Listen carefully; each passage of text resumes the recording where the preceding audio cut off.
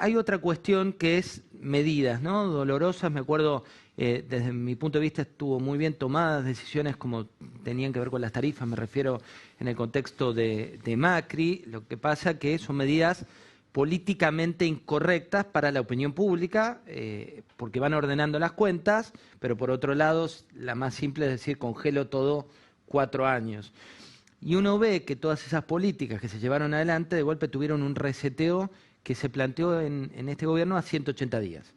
Prepandemia, porque también otra justificación es que es por la pandemia.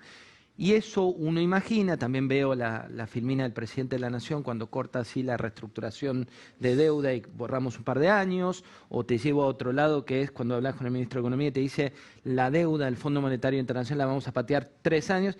Y yo digo, ¿quién viene después, Hernán? Si todo lo que tenemos que tomar de decisiones que no son placebos, va a venir otro gobierno que va a tener que volver a empezar. ¿Por qué?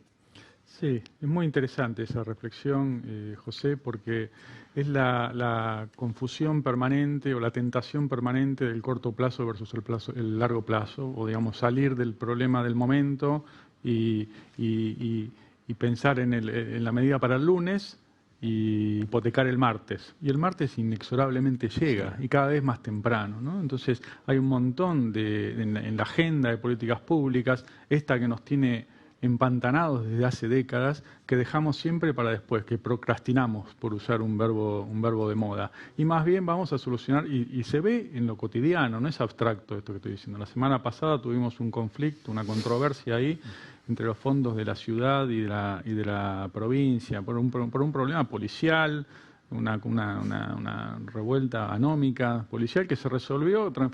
¿Y cuál es el trasfondo de eso? Una ley de coparticipación, un régimen de reparto que está obsoleto, que no genera ni eficiencia, ni equidad, ni estimula la recaudación, ni la austeridad del gasto, porque el que gasta no recauda, el que recauda no gasta, no tiene ningún... Y entonces eso está ahí, lo dejamos para nunca, ¿sí? Y entonces después la policía de la provincia de Buenos Aires gana mal porque la inequidad distributiva. Entonces, ¿qué hacemos? Un parche y el vale todo y así... Te desestabiliza un 1% bueno, tal y... está bien, entonces ¿quién invierte en Argentina? Si la propiedad privada está en juego y los recursos públicos, la planificación pública, nadie sabe con qué cuenta. Entonces, bueno...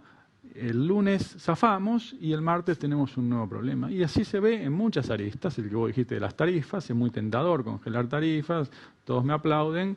Eso ya tengo hoy un déficit fiscal de base para el año que viene, que decía Martín antes, que está asociado a la emisión, que está asociado a la inflación, que está asociado al problema cambiario, de 3 puntos el producto. O sea, el gobierno anterior, del 2015, lo dejó en 4,5 el producto de los subsidios, el gobierno de Macri lo bajó a 1,5, ya estamos en 3. Y entonces...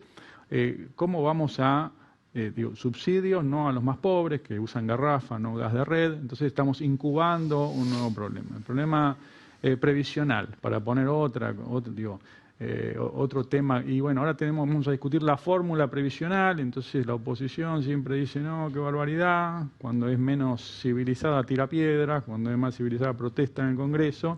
Pero no discutimos el régimen jubilatorio sustentable de largo plazo para hacer viable la deuda pública y que no tengamos que reestructurar cada 8 años. Bueno, y así se puede, el laboral. Hace 10 años que no generamos empleo privado. Hace 10 años que el empleo privado está plano.